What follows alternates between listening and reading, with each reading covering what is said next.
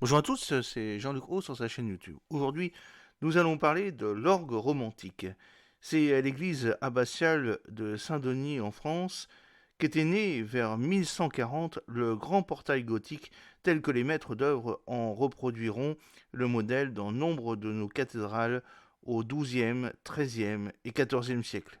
C'est dans la même église que naquit 7 siècles plus tard l'orgue romantique en 1841 tels que les facteurs en répandront la formule dans toute l'Europe jusqu'en 1914.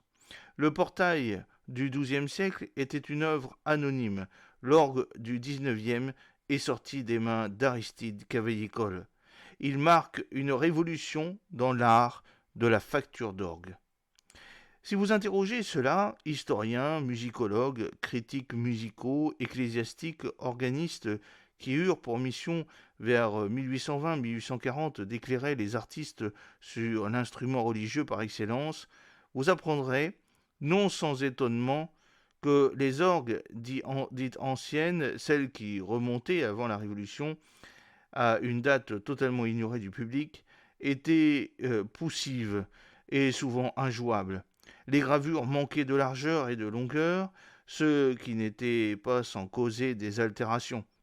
La soufflerie distribuait le vent avec irrégularité. Les soufflets ne présentaient pas la capacité voulue. Les porte-vents laissaient à désirer. Les claviers restaient durs et l'accouplement entre deux claviers principaux demeurait impraticable. Tout le mécanisme vergette abrégé était à revoir. Des frottements inévitables entre deux vergettes contribuaient à multiplier les cornements. Mais voici plus grave, les sonorités d'antan ne donnaient plus satisfaction aux juges sévères du XIXe siècle. Ces orgues, qui semblaient simuler un chœur de vieille femme Mendelssohn, manquaient de grâce et de sentiment. Les mutations paraissaient criardes et inutiles, les fonds trop menus, les anches trop rugueuses, le manque d'expression était unanimement reproché au malheureux grand corps incompris. À cette désaffection du public à l'égard de l'orgue, nous voyons plusieurs causes. Elle explique, pour une part, le programme de celui qui va s'efforcer, tout en créant l'instrument romantique, de répondre dès 1840 au goût d'une clientèle nouvelle. Ici, nous prendrons une fois de plus la France pour modèle. Cette France de 1830 n'est pas encore relevée complètement des ruines accumulées par la Révolution. Combien d'orgues alors détruites, pillées, détériorées, brûlées dans nos églises, combien d'instruments vendus, laissés à l'abandon. Des années, l'orgue reste muet en nos sanctuaires. Il ne paye plus, le facteur disparaît.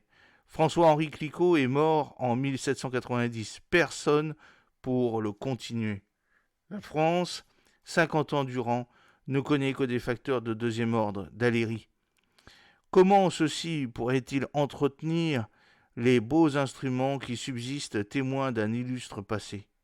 Pour la plupart, ces orgues comptent plus d'un demi-siècle d'existence. Beaucoup remontent à plus de 100 ans. Le facteur du XVIIIe siècle avait plutôt restauré que construit. L'Église de France, au temps de Louis XV et de Louis XVI, ne possède plus la fortune qui était sienne au cours du grand siècle. C'est au dernier tiers du XVIIe, on l'a dit, qu'il faut placer l'apogée de cet formidable instrument, l'orgue, ou exactement entre 1680 et 1710, en France comme en Allemagne. C'est au XVIIe siècle qu'ont été reconstruites les principales orgues. C'est à cette époque que cathédrales et grandes églises abbatiales en ont été dotées. Faut-il s'étonner que vers 1830, après une cinquantaine d'années d'abandon, elles ne fassent plus toujours leur office, qu'elles soient criardes et que leurs claviers paraissent durs, que leur soufflerie semble insuffisante. Les unes et les autres ont fait l'objet d'un relevage au XVIIIe siècle, soit, mais celui-ci a été réalisé avec soin. Le facteur a-t-il fait preuve de science, de conscience?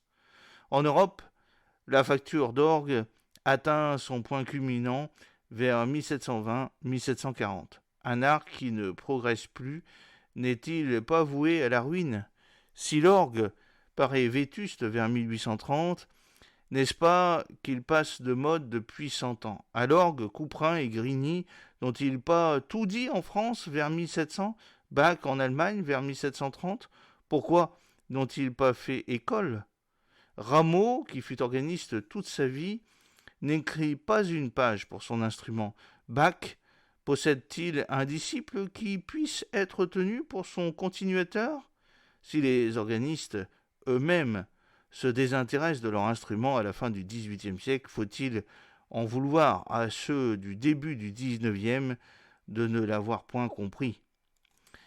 Que lui reproche-t-il, après tout, si ce n'est de ne pas se prêter à ces inflexions sans lesquelles il n'y a à point de sensibilité dans les instruments, ni de touchante émotion autour d'eux? Aux maîtres de la fin du XVIIIe siècle, comme aux musicastres du début du XIXe, il paraît inerte ce grand corps et sans vie, instrument de couleur sans doute, cet orgue, mais de couleur crue, par grands plans, sans nuance possible. Et si l'on vient à le comparer à l'instrument qui naît, à l'instrument sensible par excellence, qu'est l'orchestre tout entier dominé par ses violons, n'est-ce pas au détriment du premier, dans l'extraordinaire faveur que rencontrent au XVIIIe siècle les instruments d'orchestre, ne faut-il pas voir une des causes essentielles de la désaffection dont l'orgue est la victime? N'est-il pas aussi victime de la crise morale, de la crise religieuse qui s'abat sur notre pays et sur l'Europe depuis la fin du XVIIe siècle, depuis que les philosophes de France prêchent la religion de la nature, tout en sapant l'Église chrétienne dont l'orgue était le serviteur? N'est-il pas vers 1830 victime du goût musical qui, sous l'action des événements politiques et de l'italianisme, s'est singulièrement appauvri? Et nos orgues anciennes, sous les doigts des organistes de la Restauration, seront-elles aptes à sonner des fanfares, des marches ou à faire éclater des orages? Il faut innover, pense le facteur du XIXe siècle, et donner au public un instrument qui réponde à ses desiderata, à sa sensibilité. Il faut améliorer la mécanique, chercher les nuances, viser à l'expression. L'orgue doit parler à la raison, à l'intelligence, c'est affaire entendue. Mais ne saurait-il pas parler au cœur, voire au sens? Par ailleurs, pourquoi ne pas assimiler l'orgue à l'orchestre dont l'étoile monte? À ce dernier, l'on empruntera certains timbres, le hautbois, le basson, quitte à en imiter d'autres, le violon ou la clarinette. On multipliera les flûtes, le romantisme a ses exigences. Il faut innover et Sébastien Érard s'efforce à rendre l'orgue expressif par la seule pression du doigt sur la touche. Et si Joseph Grenier adjoint à l'orgue à tuyau un clavier qui met en action des anches libres d'harmonium rendues à leur tour expressives. Il faut améliorer et Abbé introduit en 1826 à l'orgue de chœur de Saint-Étienne-du-Mont les soufflets à plis compensateurs de l'anglais Cumming, destinés à remplacer les soufflets de forge cunéiformes. Il faut améliorer et certains facteurs, toujours à la recherche de l'expression, empruntent à leurs confrères allemands et anglais le système de la boîte en laquelle toute la tuyauterie d'un clavier est enclose, rendue expressive par des jalousies mobiles dont est formée l'une de ses parois. Il faut améliorer, et l'anglais Charles Barker d'inventer en 1832 et d'offrir à un Français le levier pneumatique qui n'avait d'autre but, clavier accouplé, que de supprimer pour l'organiste toute résistance. Il faut améliorer, et l'organiste Boelli de faire adapter à son orgue de Saint-Germain-l'Auxerrois un pédalier à l'allemande vers 1840, pédalier sur lequel tous les traits pourraient être exécutés. Alors apparaît Aristide Cavaillé-Coll, 1811-1899. Il porte une tradition. Son père, son oncle, son arrière-grand-oncle pratiquaient le métier. D'origine espagnole, il a travaillé dans sa jeunesse en Espagne. Il connaît bien la facture classique. Appelé à prendre part avec son père au concours ouvert par le gouvernement français en 1834 pour la reconstruction de l'orgue de l'abbaye de Saint-Denis, Il fait adopter son devis et mène à bien un important travail en 6 années.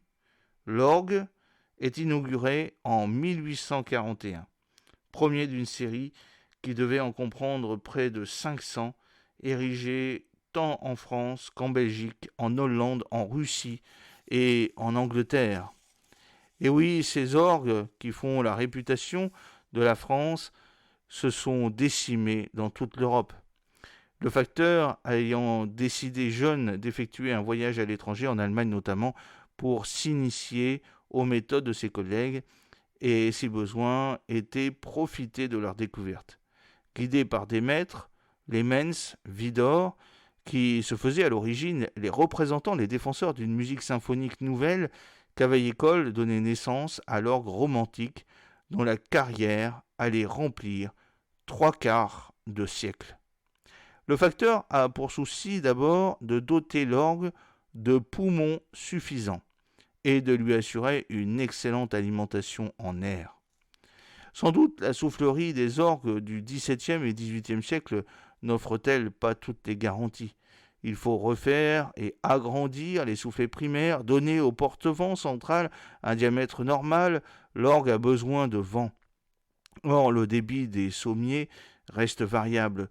Pour éviter les à-coups, Cavaillé-Coll construit sur le porte-vent et à l'entrée des sommiers des boîtes annexes qui maintiendront le vent en réserve et qui le distribueront non plus à la pression initiale, mais à une autre, suivant les besoins du sommier à pourvoir. Sans doute les facteurs de l'Ancien Régime ont-ils établi déjà des pressions différentes à chacun des claviers de l'instrument. Cavaillé-Coll juge en effet qu'il y a lieu de multiplier dans un orgue le nombre des pressions. La pression variera non seulement d'un clavier à l'autre, mais dans un même clavier. Il y aura lieu de faire parler les fonds sous une pression, les hanches sous une autre.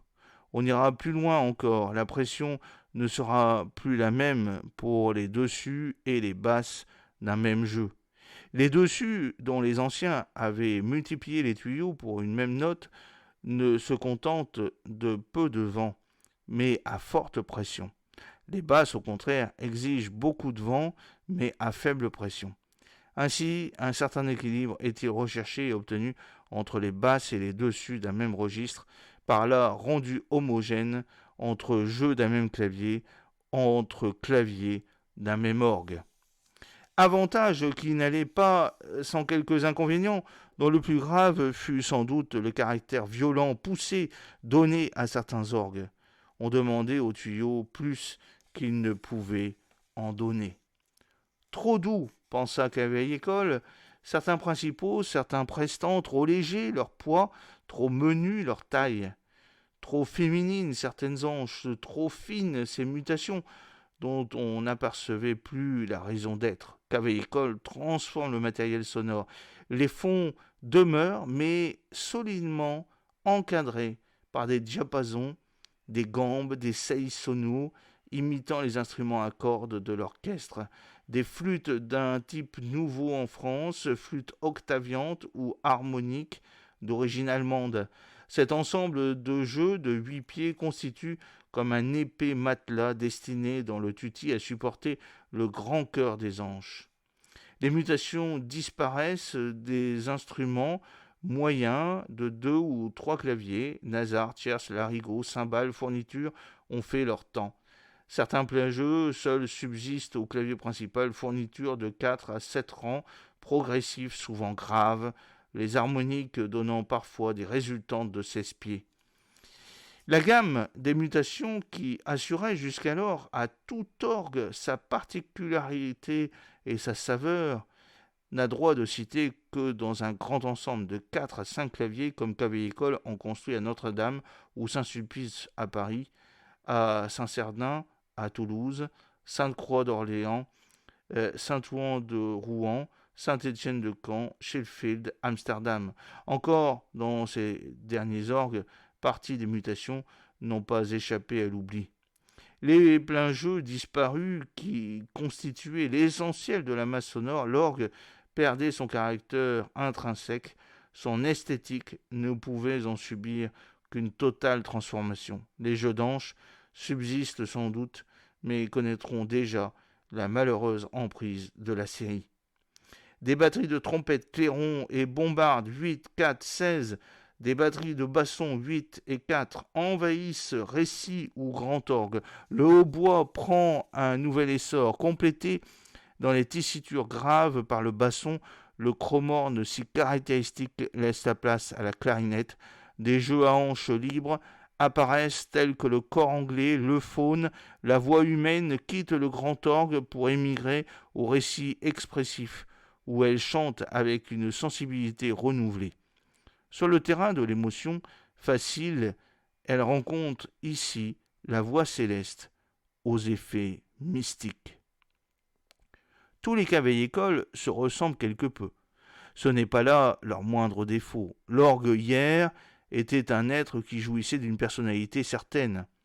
Celle-ci tend aujourd'hui à disparaître, ou plutôt à s'évanouir derrière celle du voisin, même si certains ensembles enchantent encore par leur majesté, leur vaillance. Un très beau chœur de fond, soit une pédale riche de nombreuses basses, une batterie d'anches arrondie dans les dessus par un puissant cornet au grand orgue.